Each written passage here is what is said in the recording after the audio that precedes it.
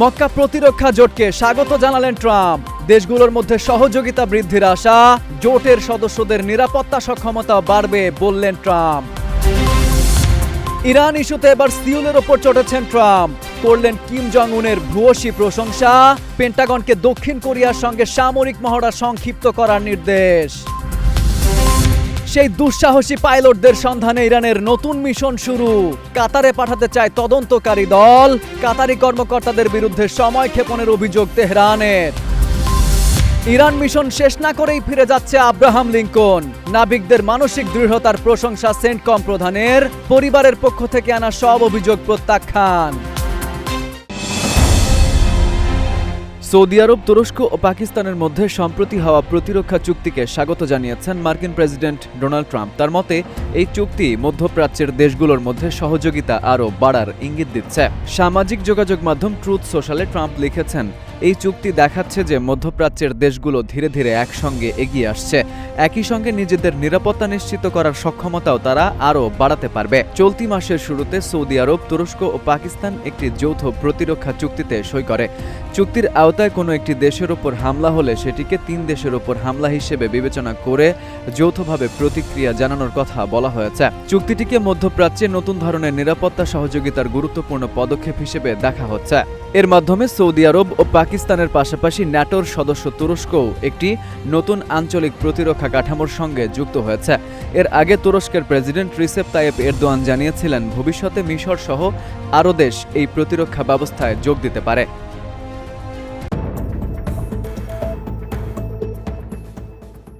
দক্ষিণ কোরিয়ার সঙ্গে যৌথ সামরিক মহড়া উল্লেখযোগ্যভাবে কমানোর নির্দেশ দিয়েছেন মার্কিন প্রেসিডেন্ট ডোনাল্ড ট্রাম্প। মহড়ার বিপুল ব্যয় এবং ইরানের বিরুদ্ধে মার্কিন কর্মকাণ্ডে শিডিউলের অংশ না নেওয়ার বিষয়টি উল্লেখ করে রোববার পেন্টাগনকে এই নির্দেশ দেন তিনি।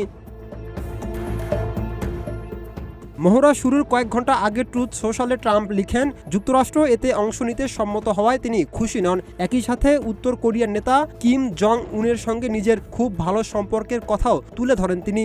বলেন, এসব যৌথ সামরিক মহড়া শুধু ব্যয়বহুলই নয়, বরং উত্তর কোরিয়ার প্রতি সম্পূর্ণ অনুপযুক্ত ও বৈরী বার্তাও পাঠায়। তার দাবি, তিনি প্রেসিডেন্ট হওয়ার পর থেকে উত্তর কোরিয়া যুক্তরাষ্ট্রের প্রতি কোনো হুমকি দেখায়নি এবং সম্মানজনক আচরণ করেছে। দক্ষিণ কোরিয়ার প্রেসিডেন্টের কার্যালয় ব্লু হাউস জানিয়েছে, ট্রাম্পের বক্তব্য তারা পর্যালোচনা করছে। একই সঙ্গে যুক্তরাষ্ট্র ও উত্তর কোরিয়ার নেতাদের বন্ধুত্বপূর্ণ সম্পর্ক কোরীয় উপদ্বীপে শান্তি ও স্থিতিশীলতা প্রতিষ্ঠায় অর্থবহ সংলাপের পথ খুলে দেবে বলে আশা প্রকাশ করেছে সিউল।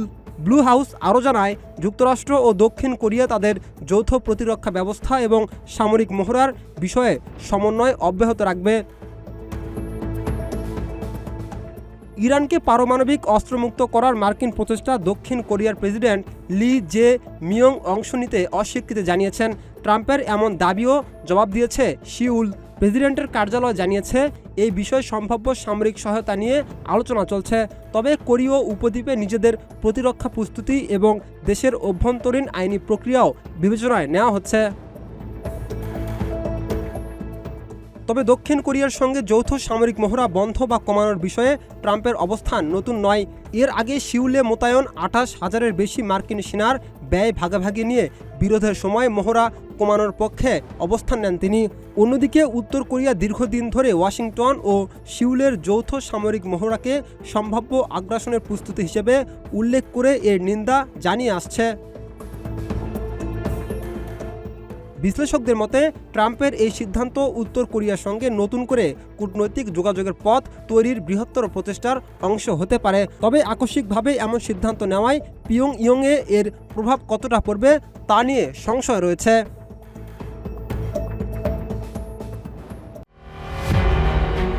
কাতারে নিখোঁজ 3 ইরানি পাইলটের সন্ধানে তদন্তকারী দল পাঠাতে চায় ইরান। পাইলটদের কি হয়েছে তা নিশ্চিত করতে কাতারের কাছে ইরানি তদন্তকারী দল পাঠানোর অনুমতি চেয়েছে তেহরান। রোববার ইরাকি সংবাদ সংস্থা শাফাক নিউজ এই তথ্য জানিয়েছে।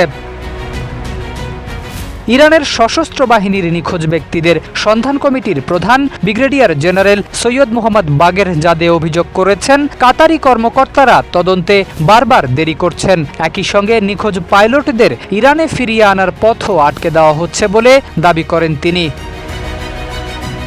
নিখোঁজ 3 পাইলট হলেন জাবাদ সালেহি, আব্দুল মজিদ দাশকিয়ান ও ওমর বেহরাফশিয়ান। ইরানের দাবি, গত 2রা মার্চ দুটি ইরানি সু-24 যুদ্ধবিমান ভূপাতিত হওয়ার পর তারা বেঁচে যান এবং কাতারি বাহিনীর হাতে আটক হন। তবে এ ঘটনায় 4র্থ পাইলট মজিদ কাজেমি নিহত হন। পরে তার মরদেহ ইরানে ফেরত পাঠানো হয়।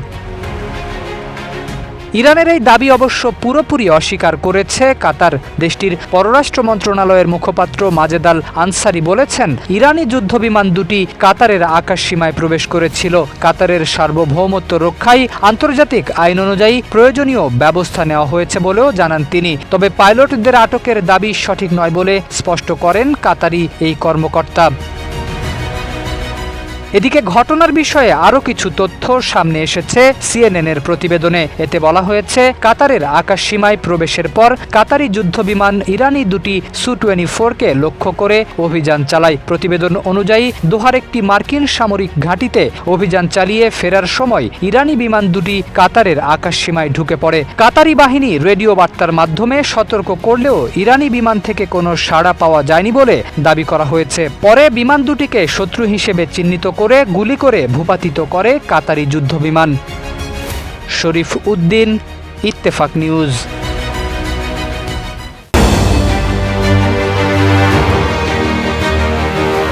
দীর্ঘদিন সমুদ্রে অবস্থান এবং রণতরীর অভ্যন্তরীণ পরিবেশ নিয়ে উদ্বেগের মধ্যেই ইউএসএস আব্রাহাম লিঙ্কনের নাবিকদের মানসিক দৃঢ়তা ও সহনশীলতার প্রশংসা করেছেন মার্কিন সেন্ট্রাল কমান্ড সেন্টকমের প্রধান অ্যাডমিরাল ব্র্যাড কুপার।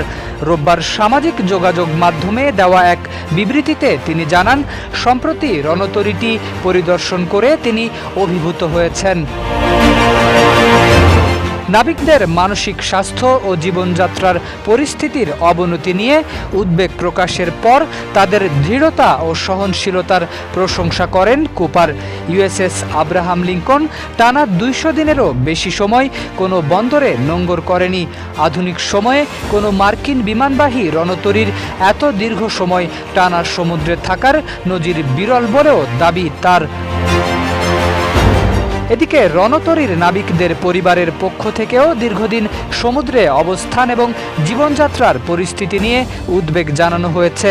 বিষয়টি নিয়ে প্রশাসনের কাছে জবাবদিহির দাবিও তুলেছেন কয়েকজন আইন প্রণেতা। তবে এসব অভিযোগ নাকচ করে কুপার বলেন, মার্কিন নৌবাহিনীর সক্রিয় 11টি বিমানবাহী রণতরীর মধ্যে ইউএসএস লিঙ্কনেই মানসিক স্বাস্থ্য সংক্রান্ত সমস্যার ঘটনা সবচেয়ে কম।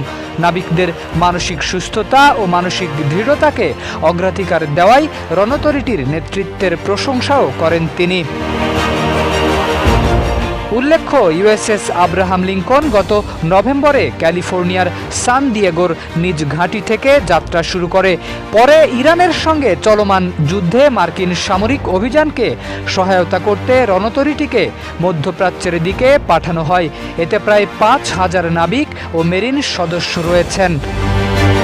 শরীফ উদ্দিন, ইত্তেফাক নিউজ।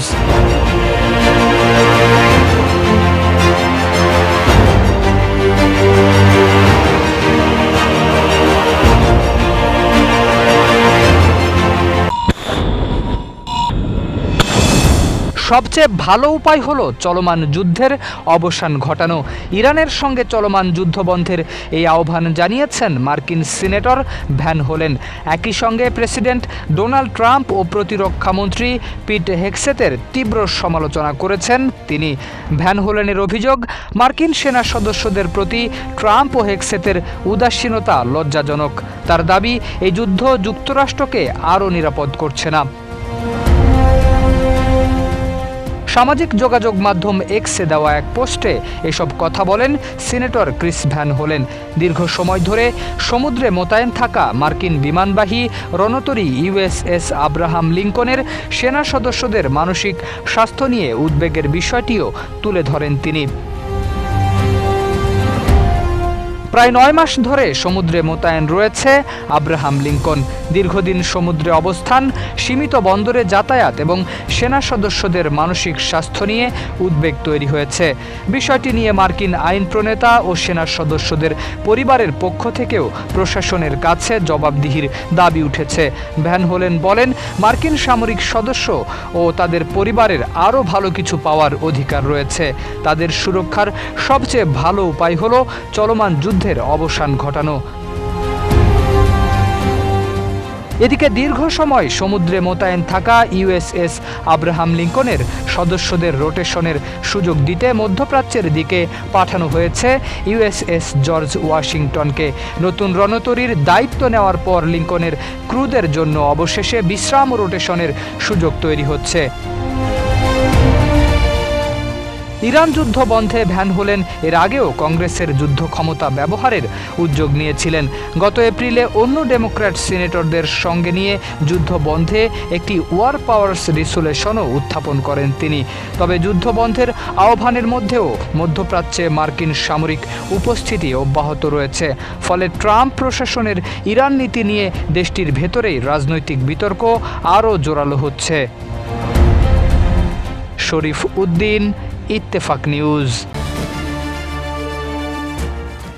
ইরানের বিরুদ্ধে সামরিক অভিযান চালানোর পথে আর হাঁটতে চান না ডোনাল্ড ট্রাম্প, তবে দেশটির ওপর চাপিয়ে দিতে চান নতুন যুদ্ধ।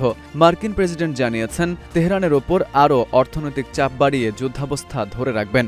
মার্কিন গণমাধ্যম এক্সিওসকে দেওয়া এক সাক্ষাৎকারে ট্রাম্প জানান, আপাতত তেহরানের বিরুদ্ধে নতুন সামরিক পদক্ষেপের পরিবর্তে দেশটির অর্থনৈতিক সংকটকে আরও গভীর হতে দেওয়ার কৌশল নিয়েছে ওয়াশিংটন। ইরানের বর্তমান অর্থনৈতিক সংকটকে কাজে লাগাতে চান মার্কিন প্রেসিডেন্ট। তিনি বলেন, আমরা বিষয়টি খুব বেশি সামনে আনছি না। ইরানের সঙ্গে আমরা শুধু আংশিকভাবে আলোচনা করছি। আমরা তাদের ব্যাপক মূল্যস্ফীতি ও অর্থের সংকট পর্যবেক্ষণ করছি। ট্রাম্পের দাবি, ইরানের অর্থনৈতিক পরিস্থিতি অত্যন্ত খারাপ এবং দেশটির সেনাদের বেতন দেওয়ার মতো পর্যাপ্ত অর্থ নেই। তার মতে, যুক্তরাষ্ট্রের নৌ অবরোধ ইরানের অর্থনৈতিক সংকটকে আরও তীব্র করেছে। মাত্র এক সপ্তাহ আগেও ইরানের বিরুদ্ধে বড় ধরনের সামরিক অভিযান শুরুর কথা বলেছিলেন ট্রাম্প, তবে এবার তিনি নতুন কোনো সামরিক হুমকি দেননি। একই সঙ্গে হরমুজ প্রণালী দিয়ে বাণিজ্যিক জাহাজ চলাচল পুনরায় চালুর বিষয়ে ইরান ও ওমানের মধ্যে সমঝোতা বিলম্বিত হওয়ায় প্রকাশ্যে ক্ষোভও দেখাননি। এদিকে হরমুজ খুলে দেওয়ার বিষয়ে যুক্তরাষ্ট্র, ইরান ও ওমানের মধ্যে আলোচনা চললেও এখনও চূড়ান্ত সমঝোতা হয়নি। জাহাজ চলাচলের অনুমতির জন্য নতুন কিছু শর্ত দিয়েছে ইরান।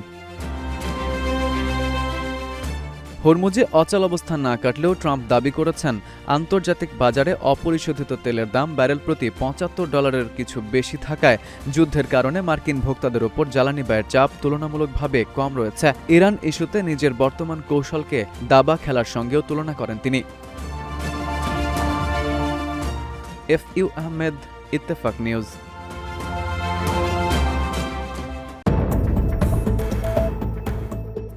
মার্কিন সেনা সদস্য হত্যা বা জীবিত আটক করে কর্তৃপক্ষের কাছে হস্তান্তর করলে প্রায় $30,000 পুরস্কার দেওয়ার ঘোষণা দিয়েছে ইরান। দেশটির সেনাপ্রধান মেজর জেনারেল আমির হাতামি বলেছেন, পারস্য উপসাগরীয় অঞ্চলে মার্কিন বাহিনীর উপস্থিতির সময় শেষ হয়ে গেছে। রোববার তেহরানে জাতীয় সাংবাদিক দিবসের এক অনুষ্ঠানে এই ঘোষণা দেন আমির হাতামি। তিনি জানান, সাধারণ মানুষের দেওয়া অনুদানের অর্থে এই পুরস্কারের ব্যবস্থা করা হয়েছে।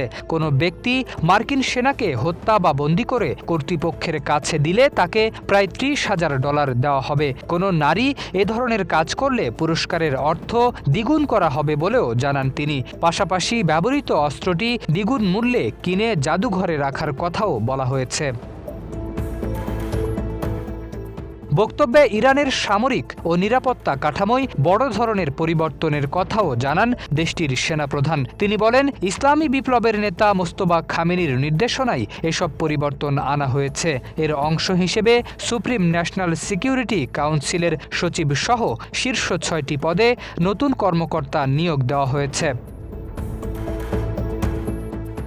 এদিকে ইরানি বাহিনী মার্কিন যুদ্ধজাহাজ ইউএসএস আব্রাহাম লিঙ্কনে সফল হামলা চালিয়েছে বলেও দাবি করেন আমির হাতামি। তার দাবি, ওই হামলার পর মার্কিন যুদ্ধবিমান উড্ডয়ন কিছু সময়ের জন্য বন্ধ ছিল। পাশাপাশি পারস্য উপসাগর, ওমান সাগর ও হরমুজ প্রণালী দিয়ে মার্কিন বাহিনীর চলাচলের অনুমতি আর দেওয়া হবে না বলেও হুঁশিয়ারি দেন তিনি। তার ভাষ্য, মধ্যপ্রাচ্য থেকে মার্কিন সেনা প্রত্যাহারই পরিস্থিতি সমাধানের একমাত্র পথ।